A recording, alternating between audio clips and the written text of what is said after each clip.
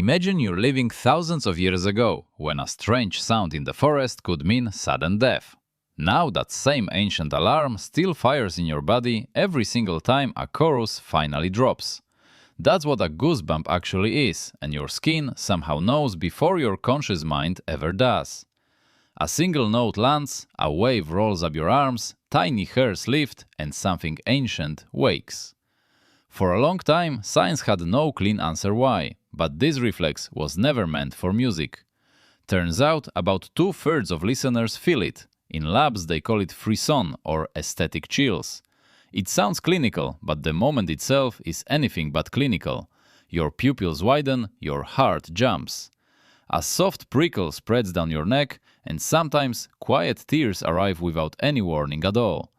Sometimes you laugh at yourself for reacting to a favorite song you have heard 100 times. Here is the strange part: there is no obvious evolutionary reason to shiver at simple sound waves. Predators do not sing, storms do not resolve on a perfect cadence, and yet Bach can undo you. A held note from Adele can crack you open. A synth pad can raise every arm hair. Something in your body treats organized noise the way it once treated a sudden rustle in darkness. So, why on earth does your ancient body still treat a beautiful song like it is real danger? To answer that, we must rewind carefully. Goosebumps are old, older than language, older than fire itself, older even than the idea of music. Scientists believe the reflex, pillow erection, evolved for two simple jobs. The first was warmth. When mammals get cold, tiny muscles at the base of each hair contract. The fur stands up, warm air gets trapped against the skin and forms a living, breathing blanket. The second job was fret. A frightened cat puffs up. A wolf's back bristles. A gorilla's shoulders swell.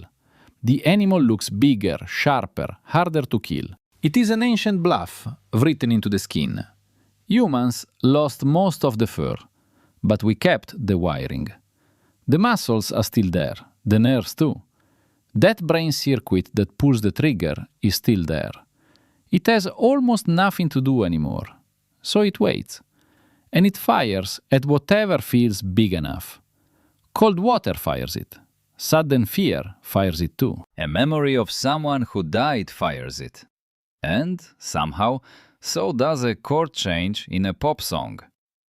But here's the thing, the reflex got hijacked. Emotion learned to press the button that fur used to press. And here is the first strange anomaly. Music is abstract. No calories, no predator, no mate to fear. It is just patterned air. Yet your body reacts as if something real just walked into the room. Then, in 2011, a brain scan revealed something stranger. Something no one had expected to find. At McGill University, researcher Valerie Salimpour put people inside an fMRI machine and asked them to bring a song. Not any song, the song. The one that always gave them chills. She wanted to see what happened. What she found rewrote the field. When the chills hit, a region called the nucleus accumbens flooded with dopamine. That is the reward chemical, the same molecule your brain releases for food, for sex, for gambling wins. Music was lighting the exact circuit built for survival rewards.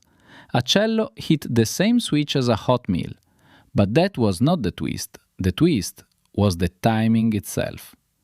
Dopamine did not peak at the note. It peaked before it, in the 10 seconds leading up to the musical climax you were waiting for. Your brain was releasing raw pleasure in anticipation of a sound that had not even happened yet. The payoff was almost secondary. The real high, it turns out, was simply the anticipation and wait. Which means your brain is essentially gambling on whatever note is going to come next in the song. Modern neuroscience treats your brain less like a passive camera and more like a non-stop prediction engine. Every second, it is guessing what comes next, what that shape is, what that word will be. When the guess is right, you feel calm. When it is wrong, you feel a jolt of surprise. And when it is wrong in just the right way, you feel something close to real magic. A musicologist named David Huron spent years mapping exactly how this quiet drama plays out in music. While you listen, your brain runs a tiny drama every few seconds. It expects, it braces, it reacts. Composers, whether they realize it or not, are playing that mental engine like a finely tuned instrument. They set up a clear pattern, your brain locks in. Then they suddenly bend the pattern sideways, a key change, a suspended chord that refuses to resolve, a silence held one whole beat too long, a voice climbing where you had expected it to fall. In that gap, something inside you opens up. If the surprise is too random, you feel confused. If it is too obvious, you feel completely bored. But when the violation is followed by a resolution that somehow makes sense, your reward system detonates. Surprise plus resolution equals chills. That is the recipe. That is why the massive drop hits so hard. That is why the last chorus, raised a whole step higher, undoes you completely every single time. But not every brain feels this, and that matters. Roughly 1 in 3 people rarely gets musical chills. Some never do. For years, this was a mystery. Then Harvard researcher Matthew Sachs scanned chill-prone brains. He looked at white matter, the cables, the physical connections between regions. The result was surprisingly clean. People who reliably feel frisson have denser fibers linking the auditory cortex to regions that process emotion. The road between hearing and feeling is simply wider in them. Traffic moves faster. Less friction, more feeling. Personality plays a role too. A trait called openness to experience predicts frisson more strongly than anything else. People who love new ideas, get lost in books, cry at films, chase weird art. Hungry reward systems. Musicians report chills more often because trained ears hear more of what's actually happening. They notice the shift. So chills are not just about the song. They are about the listener sitting there in the dark. 2 people hear the same crescendo, and only one will feel the shiver crawl up their spine. The other is not broken. Their brain is simply wired for other things. But here's the twist. The deepest trigger has nothing to do with melody.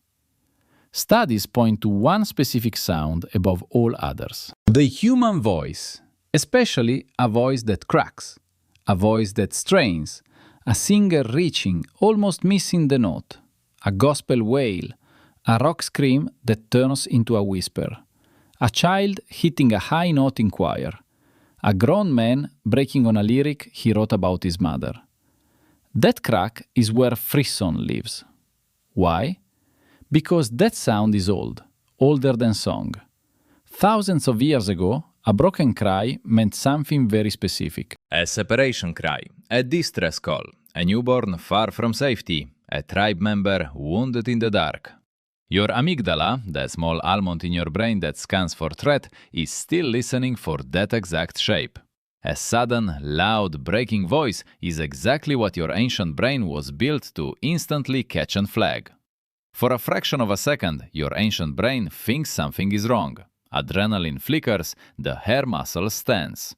Then, almost instantly, the rest of your brain overrides the alarm. You are safe. It is just a song. It is just Whitney.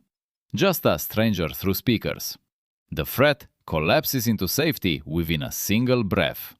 That collapse, from danger to safety, feels incredible. It is pure relief compressed into a single small second.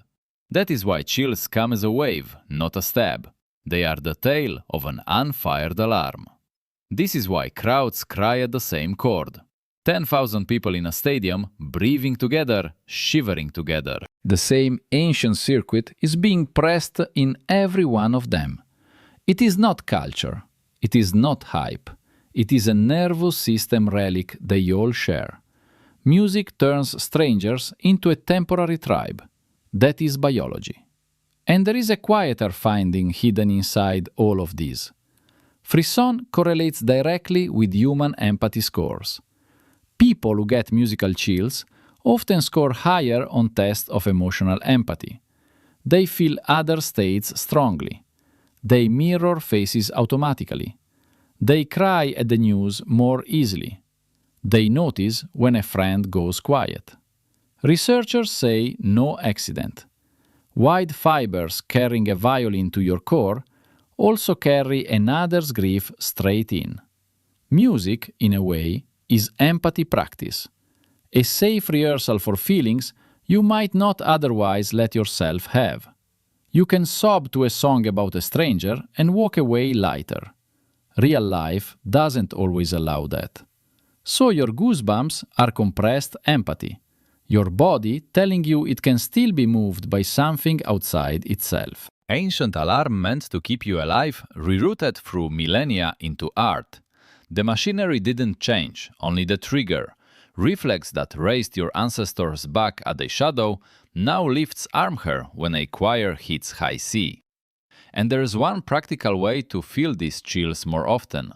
If frisson is what you want, listen actively. Close your eyes, put the phone face down. Let the song be the only event in the entire room. Distraction is the enemy of frisson, because prediction requires attention. Half listening means your brain cannot be surprised. Try unfamiliar genres. Songs on repeat lose their power because your brain has already memorized the pattern completely. Nothing left to violate. New music, especially from a tradition you don't know, keeps the prediction engine off balance. That's where the shiver lives. A cool room helps too. Pillow erection is easier when skin is already primed cold. Small effect, but real. Volume matters too. Loud enough to feel in your chest, not loud enough to hurt. Above all, care about the song. Meaning amplifies. A track tied to a moment out-hits any perfect hook. A song tied to a person or a version of you long gone outlasts any perfectly written pop hook. Your nervous system is trainable. Attention is a muscle. Listen with your whole self and chills come more often. But one final question remains about what chills really are. Are they leftover survival software glitching on sound? Are they proof the brain never stopped hunting for meaning in patterns, always scanning noise for a hidden signal? Or something quieter, your body uploading in the only language it has when the word briefly makes sense? Maybe all three. Every shiver is a small argument between the animal you were and the person you became. The animal hears a cry, the person hears a song. In the tiny gap between them, you feel alive. Want to know why sad songs feel so strangely good? Why heartbreak in a minor key calms you down? Watch the next video on that. It picks up exactly where this one ends. Same quiet lens applied. And tell me in the comments, what is the song that always gives you chills? I read them all. I am building a list. If you want more quiet breakdowns of what your brain is doing, subscribe softly. No pressure.